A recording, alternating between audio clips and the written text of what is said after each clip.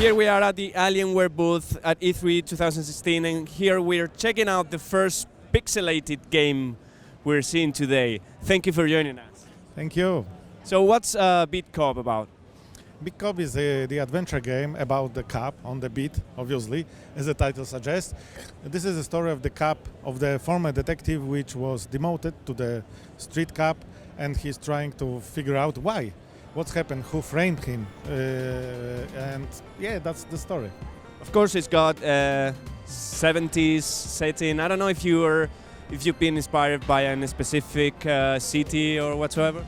The game takes place in New York City in 80s actually, and inspired about all those cop shows from our childhood. Yeah, we watch. So it's really tongue-in-the-cheek vision. Nostalgic vision of the 80s in the States. We are not from the States, so this is very specific vision. Guys from the Eastern Europe. What about the gameplay itself? What are we seeing now on a screen as he's playing? This is the adventure with the time passes, so a slightly different approach to the adventure. So you have to make decisions whether you are doing your cop duties, because as a cop on the street you have your duties. You have to issue tickets, you have to catch criminals, you have to keep the peace on the street. On the other hand, you have the crime to solve. So, and your time is limited. So you need to do your duties and find enough free time to move forward with the case. That's basically the idea of the gameplay. So there is a lot of choices to be made, because if you decide to do something else will simply pass and disappear. So your chance to visit some places, to talk to the people, to get clues will disappear if you focus on specific task. So you need to choose all the time. What am I supposed to do? What's the best solution at this moment? So you have to balance your own time during the game. And then I found that interesting. How do you relate to the people in game? You have to, first of all, meet them, learn about their lives, their problems, because that way you can help them, that way you can connect with them. They will provide you with some clues, and that's the way to solve your crime investigation. But on the other hand, this is the living street.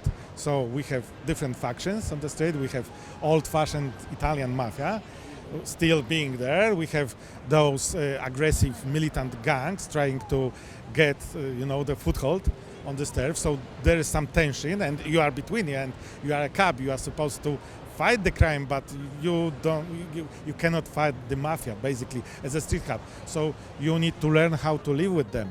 You have to keep the balance between those two factions. You are the cop, so there is another faction is simply a police. If you want to solve the crime, you have to stay on the force. So you cannot neglect your duties, otherwise you will be fired simply. And this is always the making choices and keeping the balance. And people on the street, there are another faction. They want the street to be peaceful. They want you to help them. If you start to issue too many tickets or start neglecting your duties, they will complain. So your standing against the police will go lower. And you can... That sounds stressful. Yes, a bit.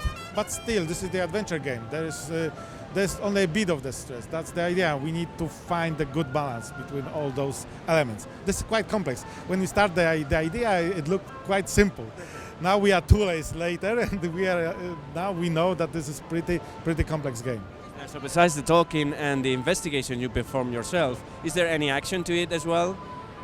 Sometimes you have to catch criminals. Sometimes there's even shooting involved, but most of those actions are context-based. So you are only allowed to use weapons if there is a crime in progress or robbery or something like that. If there is someone, the shoplifter, for example, running away, you can try to arrest him. But otherwise, this is a simple point-and-click game. So what's happening right now there? What's he trying to do? At this moment, this is a first day, the kind of tutorial. The old cop is simply giving you instruction what to do, because you are, of course, you are former detective, but you weren't on the street for, I don't know, decades. and now you are back on the street, you don't remember how to be a street cop. So this guy is trying to simply help you. Okay, this is the car with the parking violation, so you should issue the ticket, and then you can tow away this car because this is a hippie wagon, and this guy doesn't like hippies. And then simply, okay, your task for today was to meet everyone on the street.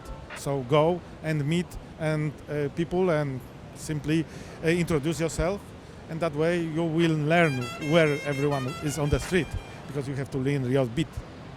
Are we seeing the whole game from this perspective, or sometimes we get to see, I don't know, interiors or cars? We see the interiors in the form of small window. Basically, the whole game is the street.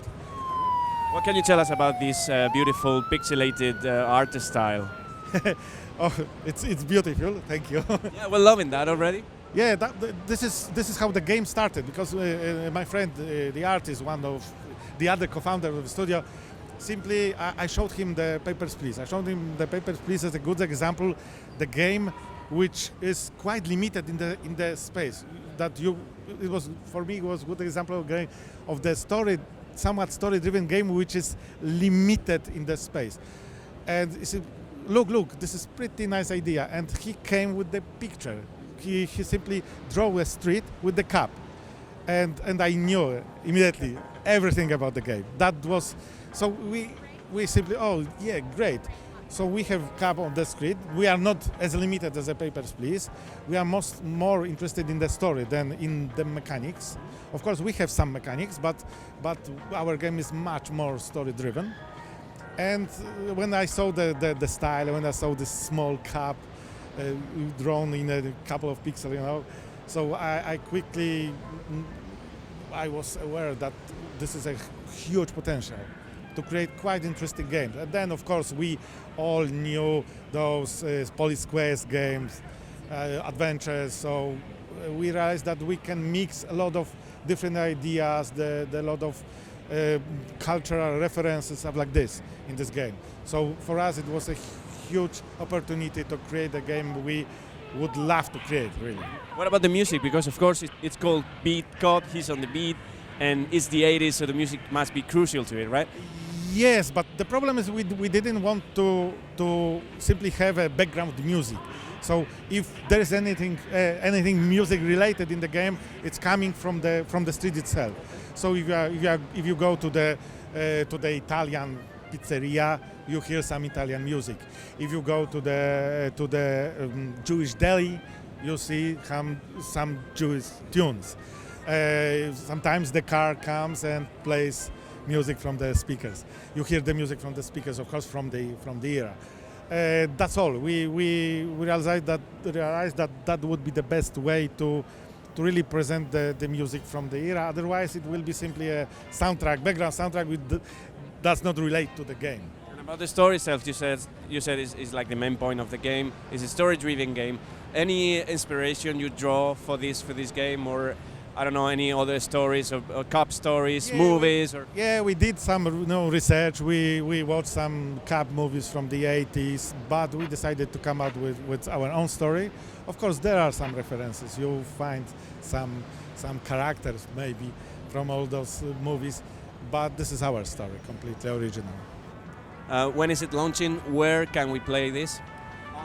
The game will be ready this fall. There is no exact date yet, because we are still in the very heavy development. We start on the PCs, that means Windows, OS X and Linux. The game is created using Unity, so it's a multi-platform engine.